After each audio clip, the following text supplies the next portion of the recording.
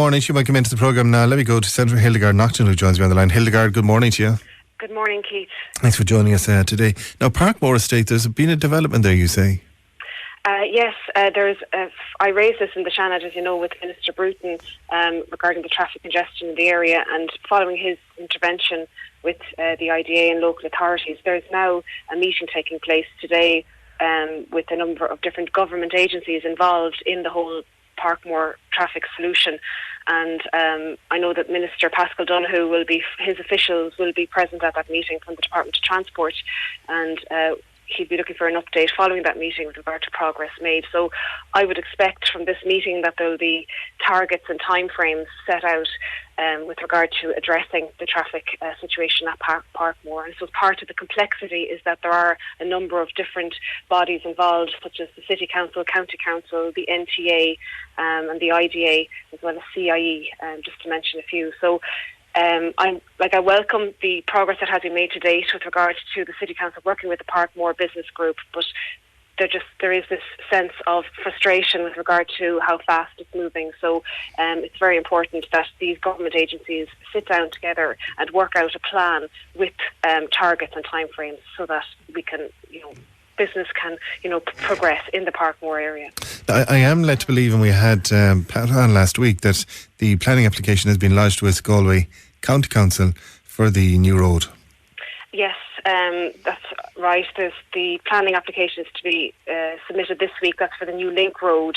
But there's also other areas as well. And I welcome that the IDA are progressing that application with Galway County Council. So I'd hope that would come to a speedy resolution. I know there is a planning process there in place. But I'd hope that work is being progressed there in the next few days with regard to that application being submitted in time. So really the Minister can do very little on this, Senator Naughton? Well, it's outside his remit anyway. The fact that there are government agencies involved, and that's the NTA, because it's not just, I suppose, road solutions. There's a need for bus routes, junctions, there's funding involved here as well. And I think my own personal opinion is that our public transport will be a huge part of this as well, and I think there's a need for a park and ride, and maybe a park and ride specific to the Parkmore area, and that will involve lots of different agencies such as the NTA and the City Council and County Council who will be taking the lead on this. So when you have so many different agencies, with all the best will in the world, sometimes it does need a bit of a push in order to get people to sit around a table to actually outline exactly what needs to be done and to put in place the timeframes. And that's why there's officials from the Department of Transport at that meeting today. And I've spoken to Minister Paschal Donoghue, and he's assured me that he will be following up with his officials to get an update on this, because it is, serious and we need to see progress. And the over 6,000 plus commuters and workers who are travelling into the Parkmore Industrial Estate every single day are getting hugely frustrated, and this is having a direct effect on the expansion and business productivity, and not to mention the quality of life of employees there. So it is important that all government agencies come together, as well as local authorities, which is part of that process, to sit down to move this forward. So I would expect today that there will be timeframes and targets set out following that meeting. I just don't know about Park and Ride, Senator Naughton here, because we spoke about it last week, and the Park and Ride that the City Council have put in place for the Christmas period was not working up to last Friday. Yes, and I suppose these are issues that need to be looked at. But and that's the lowest it could ever be financially. Yeah. I mean, any commercial operator couldn't offer it for the price that the City Council are subsidising it to. Well, I've had different companies contacting me in the last few weeks, knowing that I had raised this issue, saying that they would be delighted to bid for a park and ride facility, and that it has worked, and there are examples. But it has to be commercially viable. What I'm saying is this, the subsidised one by Galway City Council is not viable currently because people are not using it. And there are companies that haven't up to Friday now.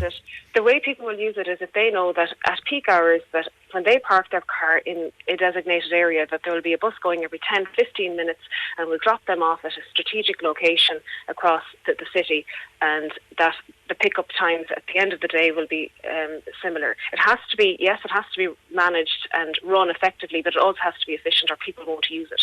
And if it's not running regularly at peak times, people will not engage in it. And these are solutions that work everywhere else, and I can't see why it shouldn't work in Galway. And that will be a key part of it, as well as additional exits, filter lanes, junctions, there at the Briar Hill junction, there's proposals to put in place works for that, and funding will need to be sought. And there are also issues that are going to be raised today at that meeting with government officials. But I suppose I'm going back to my original question is, if it's not working now and it's heavily subsidised, and it's a busy time of year, and it didn't work when it was in the airport for a period of time, and it was trialled from there.